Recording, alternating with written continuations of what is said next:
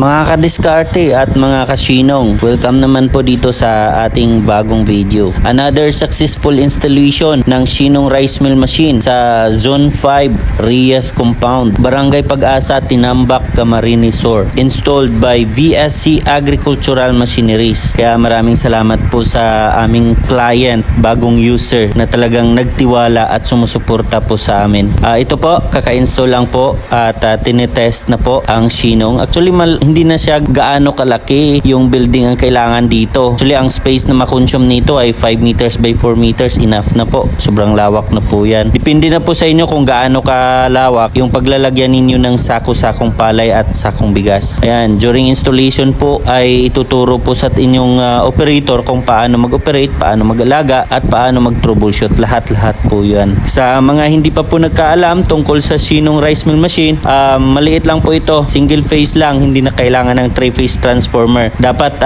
siguraduhin lang po natin na hindi bumababa sa 220 volts ang ating supply ng kuryente. Kasi kung bumababa po sa 220 volts ang inyong kuryente, kailangan nyo na po magpakabit ng single phase na transformer, at least 15 kVA na transformer. Pero kung 220 volts naman po yung supply, kahit kuryente sa bahay ninyo, pwede na po yan. Hindi na kailangan ng transformer. Kailangan nyo lang po magpakabit ng 60 amperes switch breaker. Ito po yung instruction bago po ang delivery. Kailangan nyo pong ihanda. Una po, dapat hindi babahain ang sahig, pantay at level dapat. Nakasiminto. At kailangan nyo mag-install ng switch breaker, at least 60 amperes. And then, dalawang heavy duty na outlet na may socket na round. Universal po na 20 or 15 amperes for the rice mill, and separate dalawang outlets po for cleaner and elevator. Dapat na-install na yon bago dumating ang technician namin. At size 10 po yung wire. At kailangan rin po kayong maghanda ng mga sakong palay. Palay na pang testing, at least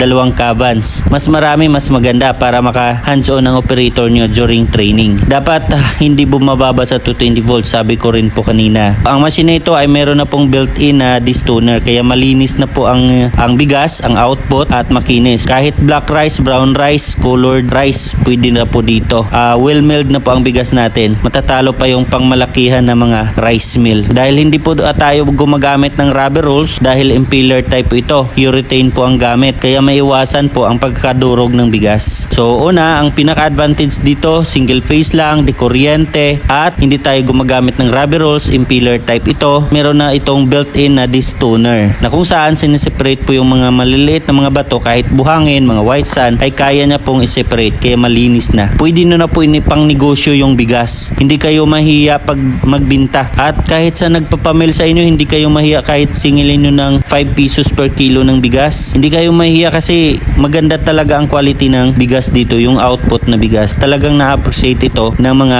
user ng Sinong Rice Mill Machine. Sa mga interested po, una po, paki-follow po ako sa Facebook. Ito po yung aking Facebook account, Ayan Arcas Canillas. Follow nyo po or i-message nyo po ako dito para ma-send ko rin po sa inyo ang complete details.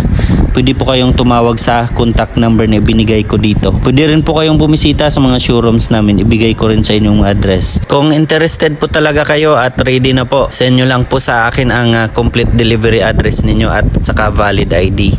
Mag-prepare lang din po kayo ng down payment or reservation fee na 10,000 pesos. Yung 10,000 pesos ay deductible naman po yan sa total price ng machine, and the rest po ay COD na po or cash on delivery.